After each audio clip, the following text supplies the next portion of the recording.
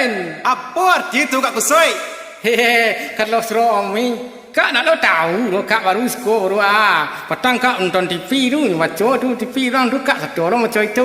Oh baik. Tu ya ampun nenek Kak kau. Ayolah kalau itu lanjutlah Kak Kusoi. Yolah, kisah.